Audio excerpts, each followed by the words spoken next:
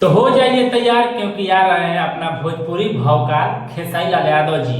जी तमाम जो है भोजपुरी के ट्रेंडिंग स्टार खेसारी लाल यादव जी के अलग अलग कंपनियों से देखने को मिला, सुनने को मिला, लेकिन इस कड़ी में जो है जो बड़ा बदलाव खेसारी लाल यादव जी कर रहे हैं। जी आप लोगों ने सही सुना, टी सीरीज हमार भोजपुरी से खेसारी भैया के क्वेश्चन गाना आवे वाला बा, मतलब एकदम बवाल मचा दी अपना भोजपुरी में। बाकी जहाँ गाना क्वेश्चन आवे वाला बा, गाना कब आई, एक्ट्रेस के बाद लिखल के कर बा, सारा जो डिटेल बा हमरे वालों को इस वीडियो में बताया जाते बने। उससे पहले आप लोग से मेरा छोटा सा रिक्वेस्ट रहेगा कि जितने भी हमारे खेसारी भैया ट्रेंडिंग स्टार के फैंस लोग हैं, भोजपुरी ऑडियंस है, तो आप लोग इस वीडियो को दबा कर शेयर करें और चैनल पर नए हैं तो चैनल को सब्सक्राइब जरूर करें। देखिए खेसारी लाल यादव जी का मतलब एक इतना बेहतरीन गाना आ रहा है कि दर्द हो जाला, जिस गाने का टाइटल कुछ इस प्रकार है, दर्द हो जाला।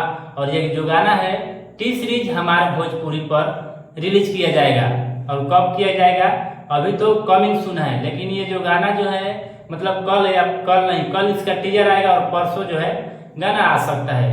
परसों तक ये गाना जो है टी सीरीज हमारे भोजपुरी पर रिलीज किया जाएगा, जिस गाने का नाम है दर्द हो जाला। और इसमें खेसारी लाल यादव जी अकेले गाए हैं, यानी मतलब इसमें सिंगर लेडी सिंगर कोई नहीं है, मतलब खेसारी लाल यादव जी स्पेशल ओनली वन खेसारी लाल यादव जी गाए हैं। अगर जब भी कोई गाना खेसारी लाल यादव जी मतलब अकेले गाते हैं तो मतलब बहुत ही गाना बेस्ट लगता है।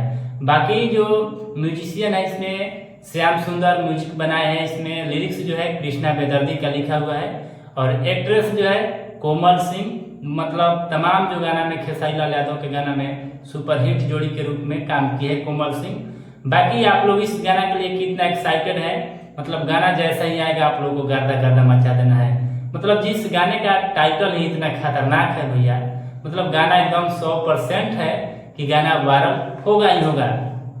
ये है कि टी सीरीज हमारा भोजपुरी का प्रोजेक्ट है और ये सबसे जो है बड़ा प्रोजेक्ट होने वाला है खेसारी भैया का। तो आप लोग इस गाने के लिए कितना एक्साइटेड है, और आप लोग से मेरा छोटा सा रिक्वेस्ट रहेगा कि आप लोग इस वीडियो को ज़्यादा से ज़्यादा शेयर करें, क्योंकि ये जो गाना है मतलब जितने भी भोजपुरी ऑडियंस है खेसारी भैया के चाहे वाला जे भी बा ओकरा तक ये न्यूज पहुँचे और ये न्यूज के जानकारी लॉस, और ये गाना जब भी आए मतलब ये गाना सुन सकत। बाकी आप लोग इस गाना के लिए कितना एक्साइटेड है आप लोग हमें कमेंट करें, और इस गाना का पोस्टर के बारे में आप लोग भी कमेंट करें। चलते हैं किसी नए अपडेट के साथ। Thank you, love you all Bhojpuri समाज।